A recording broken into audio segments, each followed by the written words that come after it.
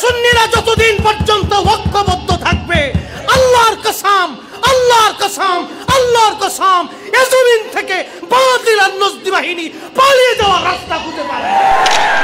সুন্নিয়ত এমন একটা পাহাড়, যেই পাহাড়ের বিরুদ্ধে ঢিল ছুঁড়েছিল একসময় শিয়ারা, রাফিজিরা, খারিজিরা, মুতাজিলারা, আশারিয়ারা, জবারিয়ারা, ইয়াজিদিরা একসময় সুন্নিয়তের বিরুদ্ধে, হুসাইনি প্রেমিকদের বিরুদ্ধে তারা ঢিল ছুঁড়েছিল, অস্ত্র ধরেছিল। মনে রাখবেন, বাতিল চিরজীবনী বাতিল থাকবে, একমাত্র হক আহলে সুন্নাত ওয়াল জামাত, এর বাহিরে যা আছে সব বেদাতি গোমরা বাতিল। কিন্তু দুঃখের বিষয়, তারা একটা শব্দ অস্ত্র ব্যবহার করে, যেটাকে বলে আমরা বেদাতি, পীর পূজারি, মাজার পূজারি, এই সমস্ত কথা বলে শব্দ অস্ত্র ব্যবহার করে সাধারণ মানুষের মন মানসিকতা আমাদের থেকে ডাইভার্ট করে তাদের দিকে ঘোরানোর জন্য তারা চেষ্টা করে। কিয়ামত পর্যন্ত চেষ্টা হবে।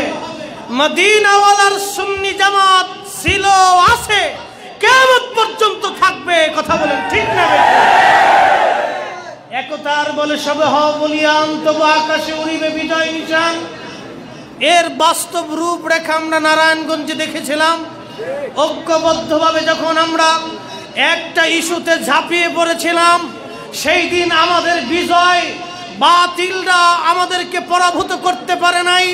আগের দিন রাত্রিবেলা তারা বলেছিল নারায়ণগঞ্জের জমিন রক্তের বন্যা বসিয়ে দিবে, কিন্তু পরের দিন শিয়াল আর নেকড়ের মতো পালিয়ে চলে গেছে।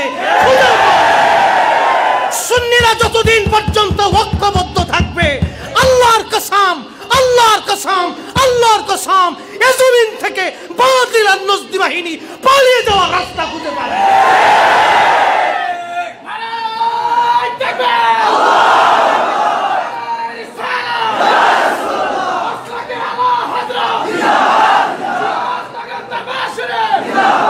সর্বশেষ একটা কথা, ইমাম আহলে সুন্নাহ আলা হযরত রাহিমাহুল্লাহ সারা জীবন কিতাব লিখেছেন আমার রাসূলের পক্ষে, সুন্নিয়তের পক্ষে।